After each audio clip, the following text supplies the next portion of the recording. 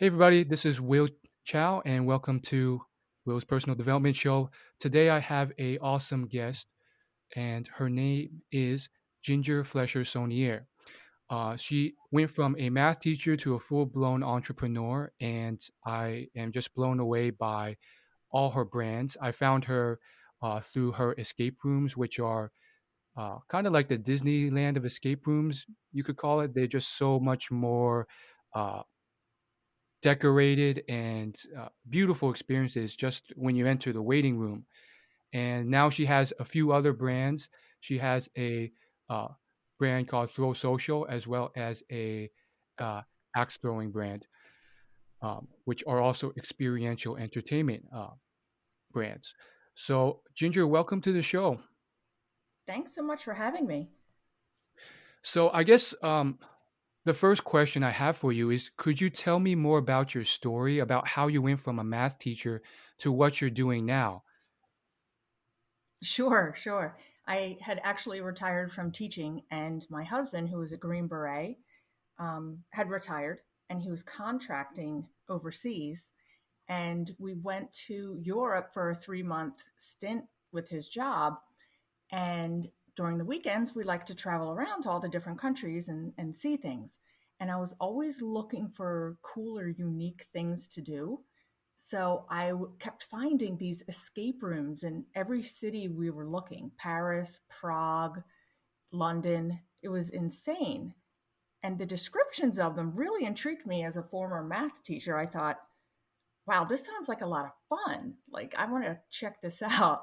So we actually booked our first one in Prague, and That's it awesome. was it was a funny story because my husband was having a hard time sleeping the night before. So I gave him an Ambien because we were really close to like one of the biggest nightclubs in Europe. And it was about 4 a.m. I gave him an Ambien and it didn't really kick in for an hour or so. And we had a very early morning appointment. So he barely even remembers doing the escape room and he was in a fog. He even wound up throwing up afterwards. But I was in love. It was so much fun.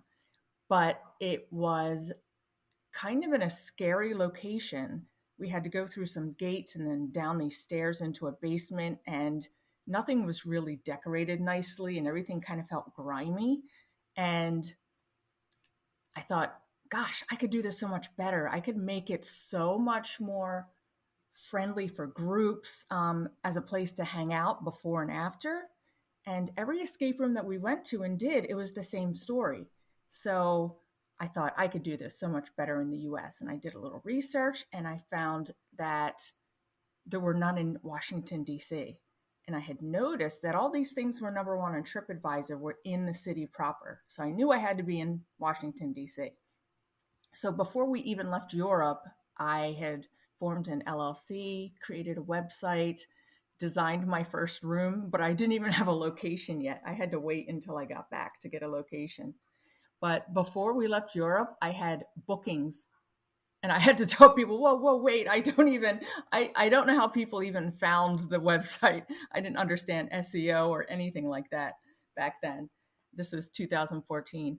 And so I had to tell people, no, you'll be the first to come when we actually have a location. But um, it was pretty exciting. And I just thought about how I could do it so much better, but also make it open to a wider group of people. That was the thing. I wanted it to appeal to as many people as possible. Because I thought, when I was raising my daughter, I was always looking for things to do with her that were unique or different or where she could use her brain and be active. And this fit that bill. And now that she's an adult, I thought, still, families are looking for that type of thing. And if I can create something that's as appealing to a 5-year-old as it is to a 65-year-old, then it's a win. That's so awesome on so many levels. And just to emphasize, your escape rooms and I'm assuming all your other brands are really, truly so different from others. That's why I really wanted to reach out to you, just to kind of explain to the listeners. When you step into the waiting room, usually escape rooms are pretty barren, and it's just like a table. Um, Ginger's escape rooms they have fur, they have themes around the like Sherlock Holmes or whatever other theme the escape rooms had. So when I saw that, I knew um, I had to reach out because you were doing something different, and I knew you were going to succeed. So I guess the next question I had for you is like, in terms of like, you know, entrepreneurship or starting things out, was that something that came just naturally to you, and you were a go getter? And I mean, it even seems like you accidentally validated your product with all these people signing up before you were ready to launch.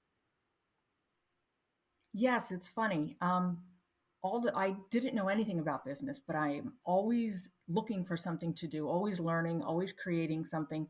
I can't be idle. So um, I just, from the get go, am always thinking about how I could improve things. Or, even decorating somebody's house. My family, I decorate all their houses and they love it. And I love it. Um, but I wanted it to be welcoming as soon as people walk through the door.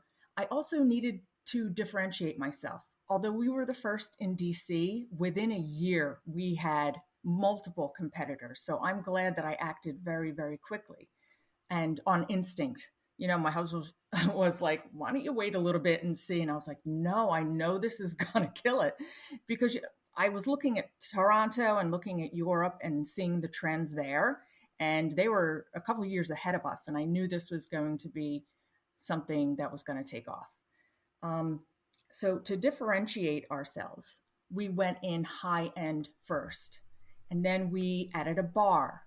So if you have a choice to go somewhere to do an escape room, hopefully you're going to pick the best value for the money. And although we may not be the cheapest, we offer a full bar, we have party areas, we have rooms that look gorgeous with soundtracks and good puzzle design. So we just kind of went in hard and fast, and we're going to be the last ones standing is how I see it, because it's very difficult to meet our bar.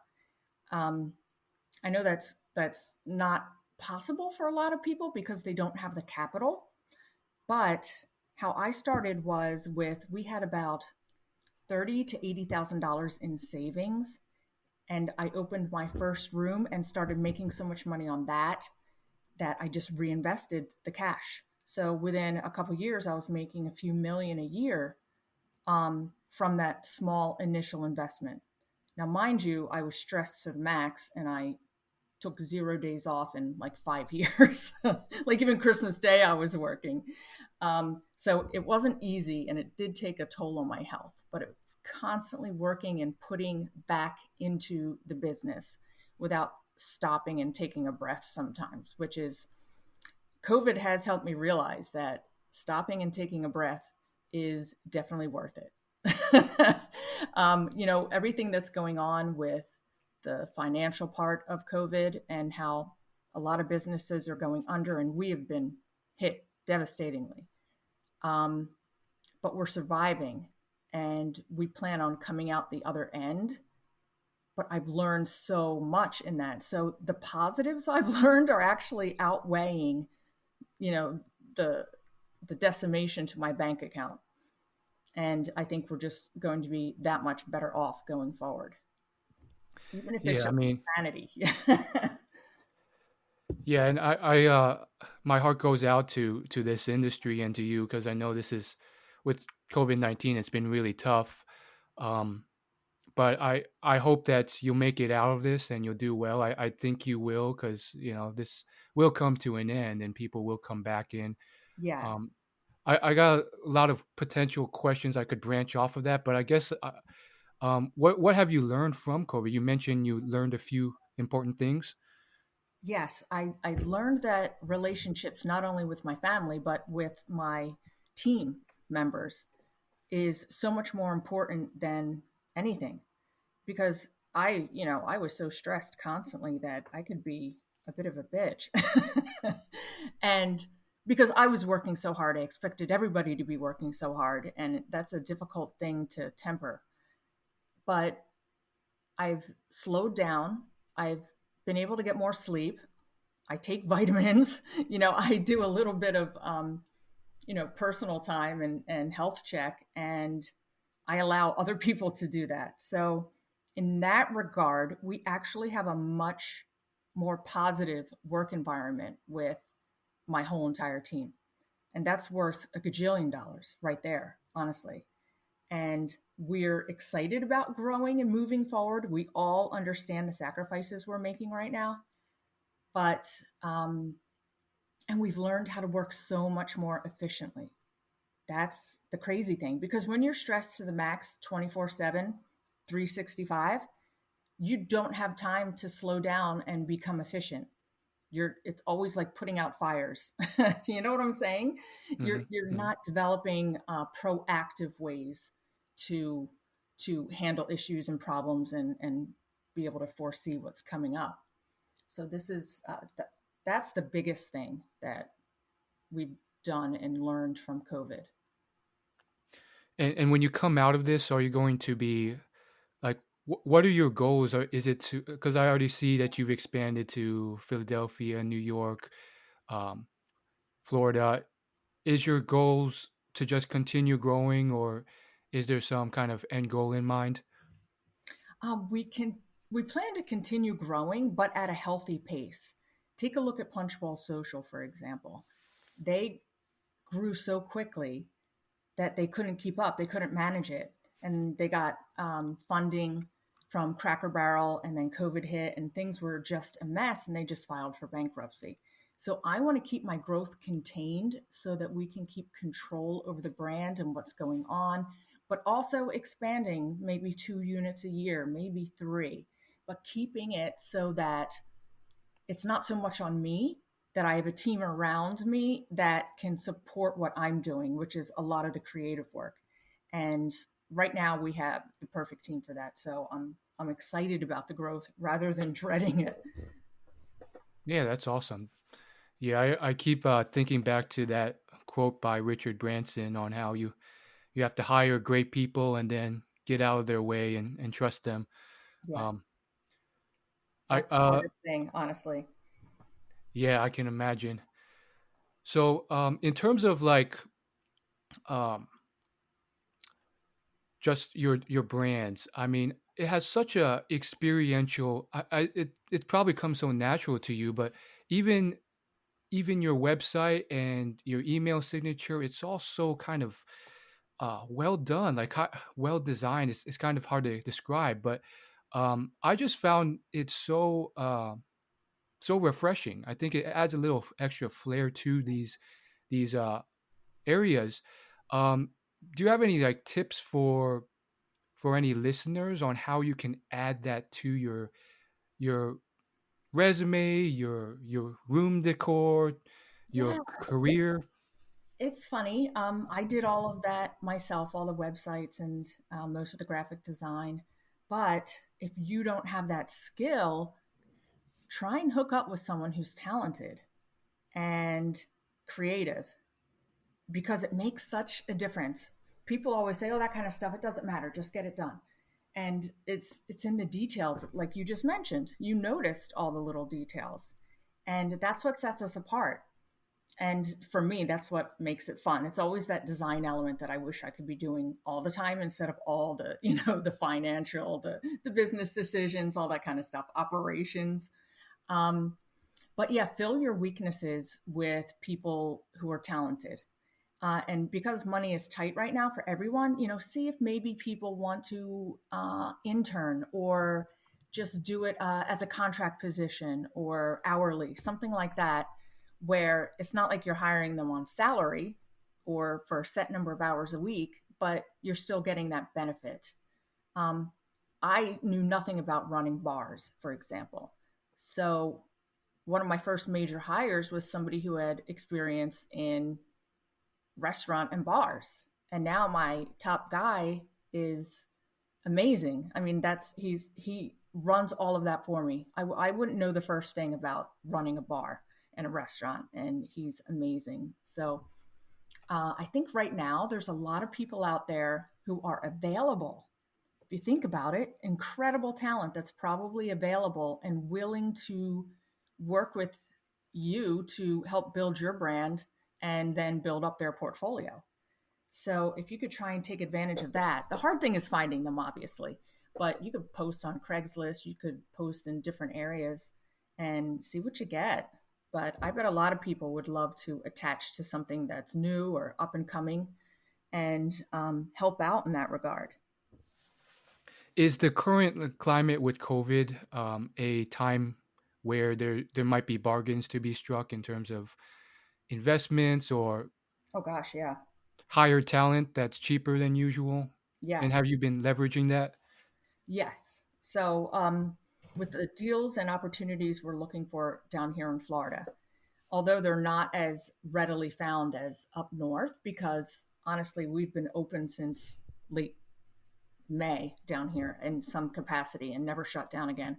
Um, so businesses have not been as devastated. There's not as many deals down here. Very few have actually gone under. Um, but still, people have cut back on staffing.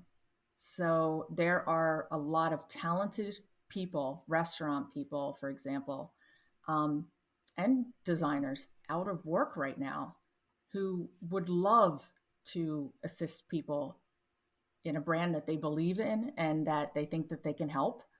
And of course, we can pay them whatever we can, but sometimes it's not possible to do too much at the moment, especially with New York, Philly, and DC right now all having no indoor dining. That's a little rough. But it'll come back, hopefully, barring this new strain going crazy. That would suck horribly. But yeah, there are definitely deals and bargains to be had out there. Yeah, and could you tell us about kind of those other brands? You have Throw Social and you have the axe throwing business. How are those doing? Uh, They are doing okay. Considering the capacity we're allowed to have, they're doing very well. Not very well. We're about 20% of what we do normally. But we still have people coming through the doors, enjoying us. We're very safe. We have tons of social distancing. So, for example, the kick axe throwing we have in DC, Philly, and Brooklyn. We have only every other range open. Instead of having an axe pro for every range, we have one per three. So they're not in your face the whole entire time.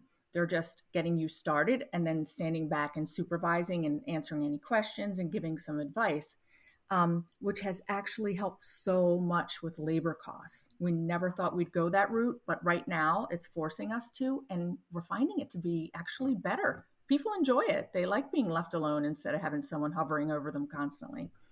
So the axe throwing is doing fine. And the interior of those spaces were so much fun to decorate because they look like a Canadian lodge and have fireplaces, stone walls, the wood cabin walls, the fur rugs, uh, taxidermy everywhere. So it's a ton of fun. You walk in and you get a really cool, cozy vibe, which is what I want. Again, I go back to when my daughter was little. Anywhere we went, I looked for themed dining because it's more fun to go to a place that's themed or has something a little extra, right? Rather than just a restaurant. So I kind of focus on that. So for Throw Social in Washington, D.C., I themed it with a Palm Beach theme. And it's right above the kick axe throwing.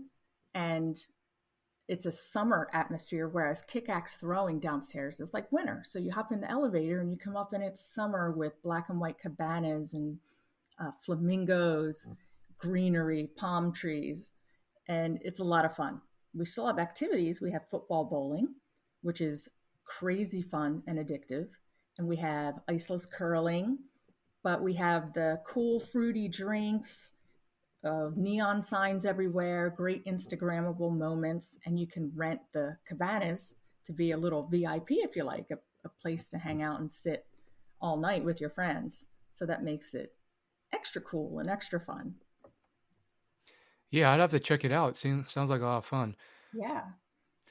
In terms of like fear and doubt, I think a lot of young people I think they have that fear of making that first leap. For Yeah. example, when you first started that, uh, your whole company, you had all these savings, and did any type of fear go through your head on kind of taking a chunk of that and investing it into this business to see if it would work or not? Yes. Horrible fear. But I really believed in it because my market research was personal. It wasn't like I actually analyzed numbers and demographics. I knew I needed to be in a big city so that you had a lot of um, demographic to pull from. And DC was perfect. That's where we started. You've got tourists, you've got locals. Not only that, but the locals are very transient if you think about it. So many people come into that area and out of that area. There are a million businesses. So about 30 to 35% of our revenue was coming from the team building. That's another area that's hit us hard this year. But yeah, the fear was there, but I felt pretty confident. I'm sure my husband had wrote the money off and was like, "Oh yeah, this is gone," but he had such faith in me. Um, I recommend, if you really believe in it and you have done the research, not necessarily the numbers maybe, but just, are there competitors? Why would you be different? Why would someone come to you over them? And then how do you get ahead of them in social media? So another thing I recommend, you try to be first to market because then you own Google in that area, right? Hmm. Um, I've moved into other cities. So Philadelphia um, already had a bunch of axe throwing places. It was the first place we opened where there was tons of competition already. And it took a while to take off. And it takes triple the advertising money to get a person through the door because we aren't even on page one on Google for axe throwing in Philadelphia. So you have to really take that into consideration. How are you going to get people in the door? If it's going to cost you a ton of money just to get the person in the door, you can't count on Instagram and Facebook because they don't deliver organically. They make you pay to deliver. And you just have to think of other ways to get your brand out there. But yeah, it's do a lot of research. Like, why would someone come to you over another person? That's what you have to think. Like, you can't just say, "Oh, I have a new idea for a pizza concept," and jump out there and think that people are just going to automatically find you, right? Hmm. So it's a tough thing. Now, you know a lot about SEO, right? Yes, I do. I rank for a lot of terms. If you search "I'm rich but not happy," I think I rank number one right now for that. Oh, good.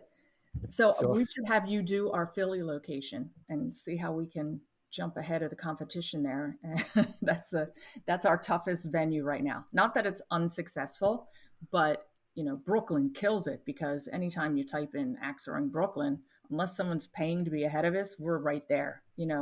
Our address shows up on a map right on the side.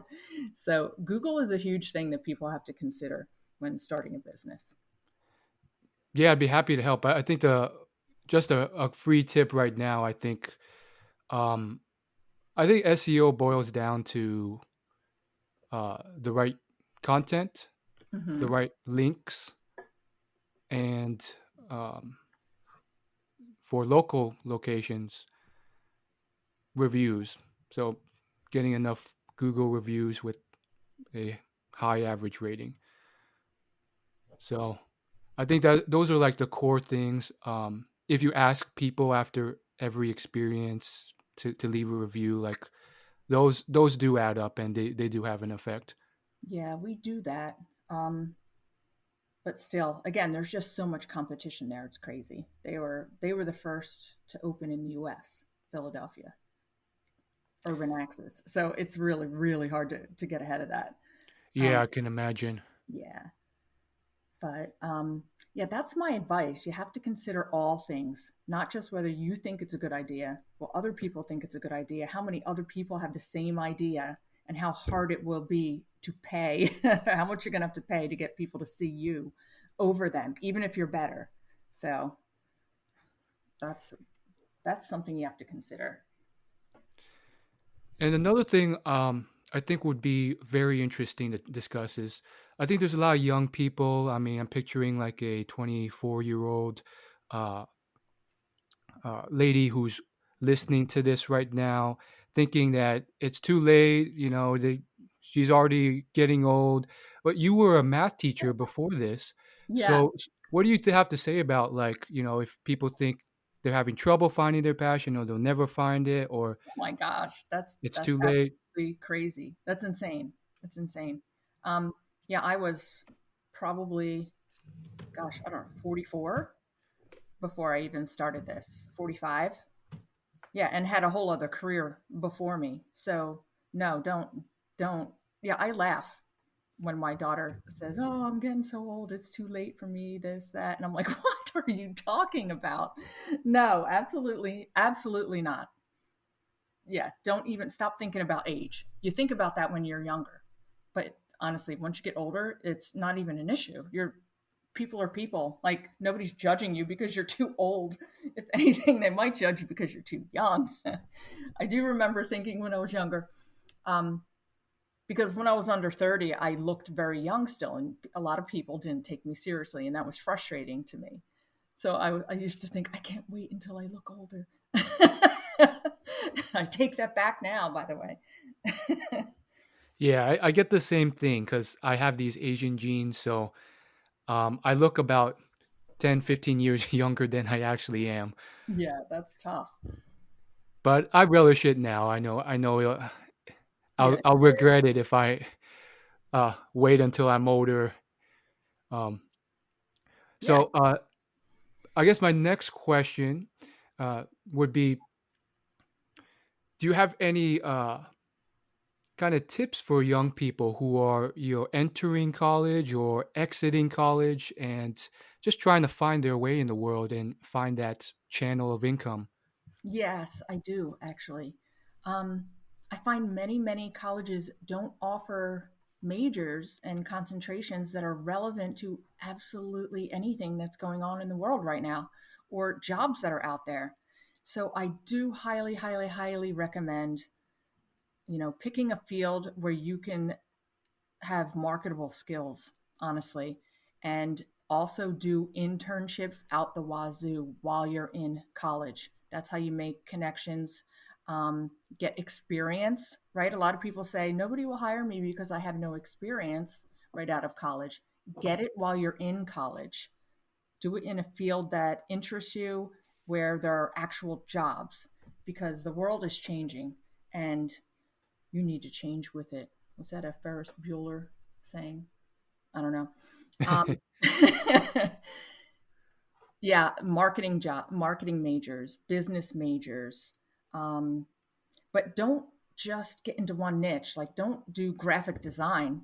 Do graphic design and marketing, for example, or do market analysis. Um, Interestingly, my daughter has a degree from Brown University in anthropology, right? And she had a hard time finding her path, her niche. And now she found it, and it's in market research and brand identification. So, I mean, it is utilizing her major, but it took years and years for her to fall into this, and it's perfect for her.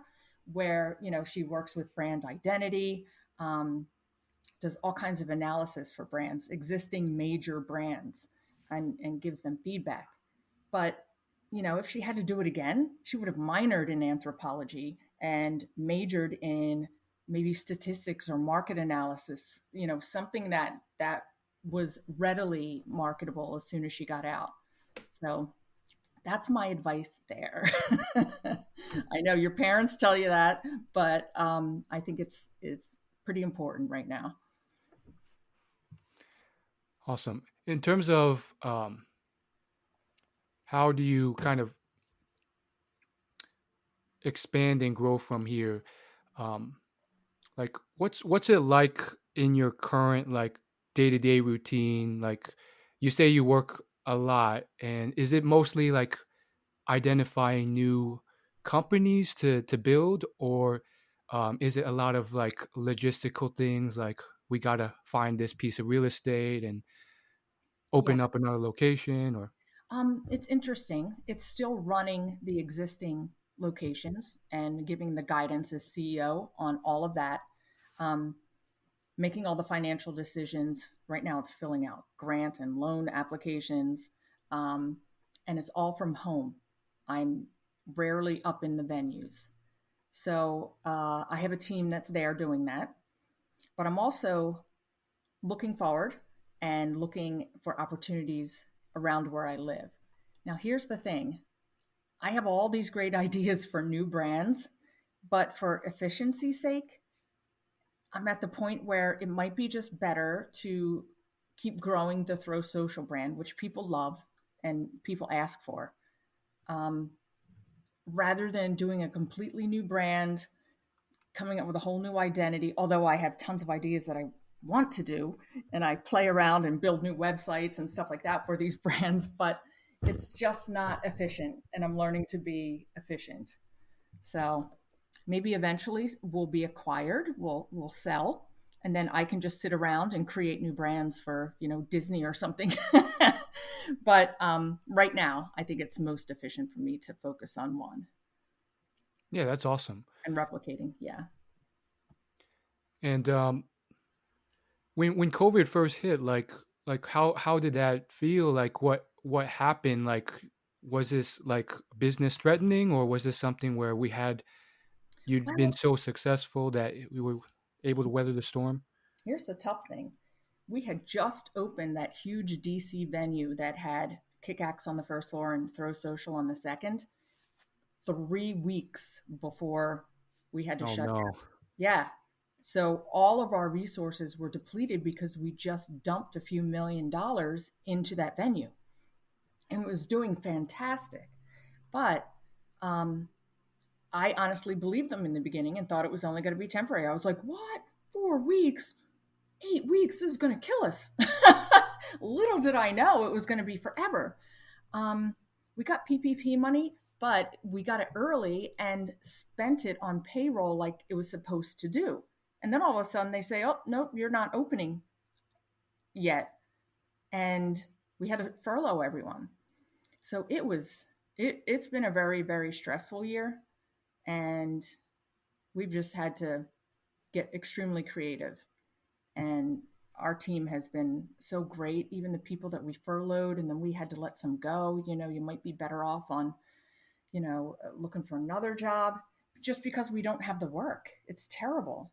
Like your conscience it's taxed constantly. It's terrible. Um, but we're going to get through it because you know what? That Throw Social concept, even though we've been open at like 25 or 50% capacity, it's done almost $1 million just this year. So Wow. I know, and that's with COVID, and that's with being shut down for how many months and only open for 3 weeks before we shut down. So, and as soon as that gets rolling again, that whole venue, the combination there, and Other Half Brewery just went in behind us, which is one of the best breweries in the world. Um, yeah, we're gonna survive. We just have to get through this stuff. Yeah, I mean, at least I feel I think, you know, at some point we're going to go back to the way the world used to be, at least for the most part. So, I have a lot of faith in you. I think these brands are incredible. Thank you. So, yeah, as long as you make it through, which I think you will, I think there's so many Yeah, incredible things in your future. yeah. If it goes on much longer than 3 months, though, with no indoor dining and stuff like that, it is gonna be hard. Um, that's gonna make it really hard. But hopefully things brighten up. Now, ironically, I live in Florida now, and like I said earlier, not everything is shut down here. People still wear masks. It looks exactly the same when you are up north going out. it's not like you see everybody saying, you need to wear a mask. People are anti-maskers. I've never ever been anywhere where I saw someone without a mask and doing the appropriate thing and not social distancing. But the difference is we can go out and we can dine and indoors and outdoors at almost full capacity as long as you have your table separated and you wear masks when you're supposed to. So we're only going to be opening down in these southern states from now on because we can't handle those restrictions up there. And if anybody wants to look it up, the death rate in Florida is lower than New York, New Jersey, Pennsylvania. So, that's a testament to saying, maybe you spread out the herd immunity, but it's literally lower than all those states that are completely shut down right now and have been. So, yeah, our expansion plans are south only. So look for us all over Florida. Yeah, definitely support. Check them out in Florida, and I mean, Yeah. I know I have I express my sympathy because I know it's probably going to be tough, and it is tough. But I wish the best of luck in that regard. Thank you. Thank you so much. Um, so kind of finishing off here, do you have any kind of parting thoughts? Just picture kind of like a mid-20s or high school, college listener who has a lot of dreams, ambitions, but is very kind of still starting out in their life. Yeah. Yeah, I say go for it, but realize it's not going to be easy. Some people think, there's that funny quote that says, do what you love and you'll never work a day in your life. But it should be do what you love and you'll be working constantly. um, so just be prepared. If you're willing to work hard and constantly, work hard and play hard too, relax every now and then. But it's got to be something that you're thinking about 24/7, 365, and just go for it. You have right now, who has anything to lose right now? You know what I'm saying? Like, go for it. Um, and I think you'll be fine, you know? Give it a few years, and then if it's just not working, then get a real job. That's my advice for young people. I wish I had done that. Yeah, that's a good point. So, yeah, thanks everyone for listening to this podcast. Please leave a review if you enjoyed it, subscribe, and I will catch you on the next one. And thank you again, Ginger, for joining. Thank you so much, Will.